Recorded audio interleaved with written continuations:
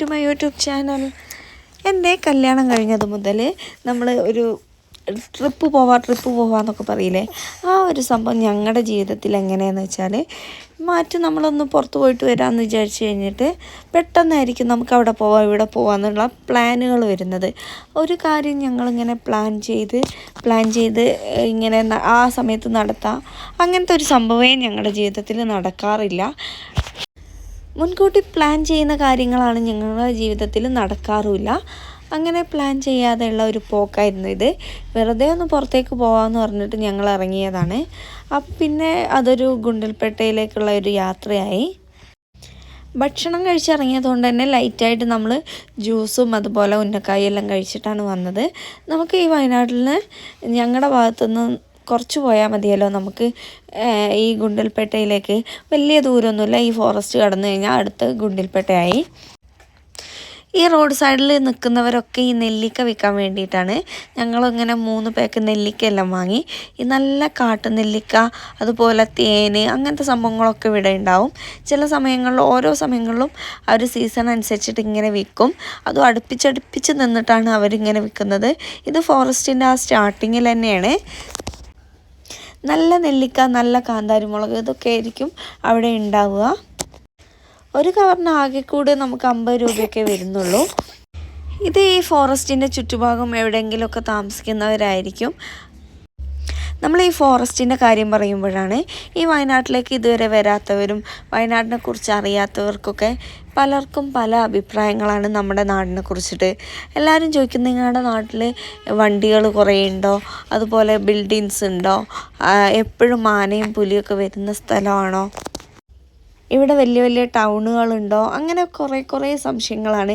അതുപോലെ ഇവിടെ ആദിവാസികളും കുറേ മൃഗങ്ങളും മാത്രമേ ഉള്ളൂ, അങ്ങനത്തെ ചില തെറ്റിദ്ധാരണകളാണ് എല്ലാവർക്കും ഉള്ളത്.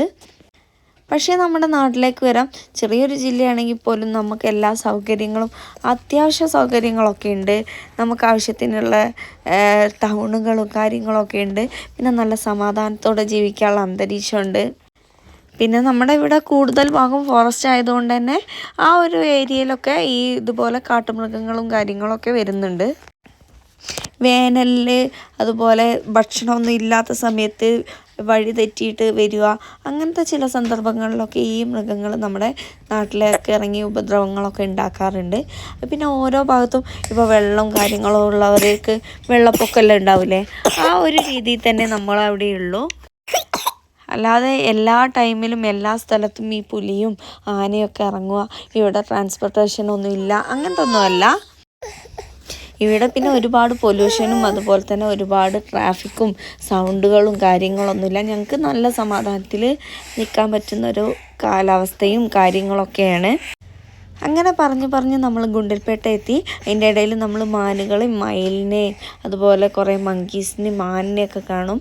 ഈ റൂട്ടിലൂടെ പോകുന്ന മിക്കവർക്കും എല്ലാവർക്കും കാണാൻ പറ്റും ആനനെ. ഇവിടെ ജൂൺ ജൂലൈ ഓഗസ്റ്റ് മാസമല്ലേ നമ്മുടെ ഓണത്തിൻ്റെയൊക്കെ സമയം. അവിടെ നല്ല സൺഫ്ലവറും അതുപോലെ ചെണ്ടുമല്ലിയെല്ലാം ഉണ്ടാവും. ആ ടൈമിൽ നമുക്ക് വരാൻ പറ്റിയില്ല. പക്ഷേ അത് ഭയങ്കര ഒരു വിഷമമായിരുന്നു, വരാൻ പറ്റിയില്ലല്ലോ എന്ന്. പക്ഷേ ഈ പ്രാവശ്യം വന്നപ്പോൾ നല്ല സൺഫ്ലവർ ഉണ്ടായിരുന്നു.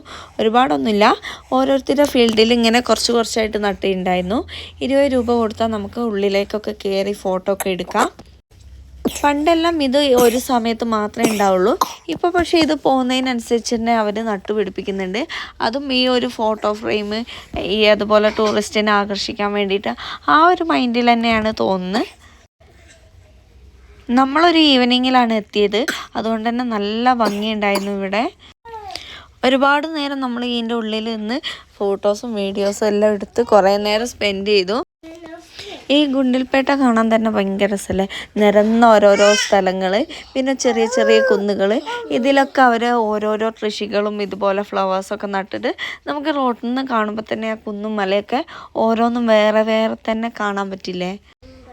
അങ്ങനെ ഞങ്ങൾ തീരുമാനിച്ചു ഇനി മുന്നോട്ട് പോകണ്ട, കുറച്ചുകൂടി മുന്നോട്ട് പോയാൽ നമ്മൾ മസനഗുഡി വഴി ഊട്ടിയിലേക്കൊക്കെ പോകില്ലേ, ആ ഒരു വഴിയൊക്കെ എത്തും. അവിടെ ഒരുപാട് മൃഗങ്ങളും കാര്യങ്ങളൊക്കെ കാണാം. ആ ഫോറസ്റ്റ് കാണാൻ തന്നെ ഭയങ്കര രസമാണ്. അതുപോലെ തന്നെ നമ്മൾ ഈ ഇതിൻ്റെ ഫീൽഡിൻ്റെ മുന്നിൽ തന്നെ ഇതുപോലെ മാങ്ങയും പേരയ്ക്കയെല്ലാം മുറിച്ച് കൊടുക്കുന്നുണ്ട്. അവരുടെ കയ്യിൽ നിന്ന് നമ്മൾ മാങ്ങയും പേരക്കയെല്ലാം വാങ്ങി. ഇവർക്കൊക്കെ നന്നായിട്ട് തന്നെ മലയാളം അറിയാം. ഇവർ നമ്മുടെ മലയാളികളാണല്ലോ ഇവിടെയൊക്കെ കൂടുതലായിട്ട് പോകുന്നത്. അതുകൊണ്ട് തന്നെ അവർ നന്നായിട്ട് മലയാളം പറയുന്നുണ്ട്. ഇവിടുന്ന് കുറച്ചുകൂടി മുന്നോട്ട് പോയി കഴിഞ്ഞാൽ ഇവരുടെ കൃഷിക്കൊക്കെ വെള്ളം എടുക്കുന്ന ഒരു സ്ഥലം, ഒരു തടാകം പോലെ ഒരു സംഭവം ഉണ്ടല്ലോ, അവിടേക്ക് പോയി. പക്ഷെ വഴി ഭയങ്കര മോശമായതുകൊണ്ട് തന്നെ നമ്മൾ തിരിച്ചു വന്നു. അങ്ങനെ നമ്മൾ അവിടുന്ന് കുറച്ച് ഫുഡൊക്കെ കഴിച്ച് രാത്രി ഈ ഫോറസ്റ്റ് കൂടെ തന്നെയാണ് തിരിച്ചു വരുന്നത്. തിരിച്ചു വരുമ്പോഴും നമ്മൾ കുറേ ആനയൊക്കെ കണ്ടിരുന്നു. പിന്നെ ഫോറസ്റ്റ് എല്ലാം കഴിഞ്ഞ പാടെ തന്നെ നമ്മൾ ഒരു ചായയൊക്കെ കുടിക്കാൻ വിചാരിച്ചു. ആദ്യം പൊറോട്ടയും ബീഫുമാണ് വാങ്ങിയത്. പിന്നെ അടിപൊളി പഴംപൊരി ഉണ്ടായിരുന്നു. ബീഫ് പറഞ്ഞാൽ ഒരു രക്ഷയില്ലാത്ത ബീഫായിരുന്നു. അങ്ങനെ പ്രതീക്ഷിക്കാത്ത ആ പോക്കും കഴിഞ്ഞ് നമ്മൾ രാത്രിയാണ് വീട്ടിലേക്ക് എത്തിയത്. അപ്പം നമ്മുടെ വിശേഷങ്ങളൊക്കെ ഇത്രയേ ഉള്ളൂ. എല്ലാവർക്കും ഇഷ്ടമായെങ്കിൽ ലൈക്ക് ചെയ്യണം, ഷെയർ ചെയ്യണം, നമ്മുടെ ചാനലൊന്ന് സബ്സ്ക്രൈബ് ചെയ്യണം. അപ്പോൾ ഓക്കെ, ബൈ ബൈ.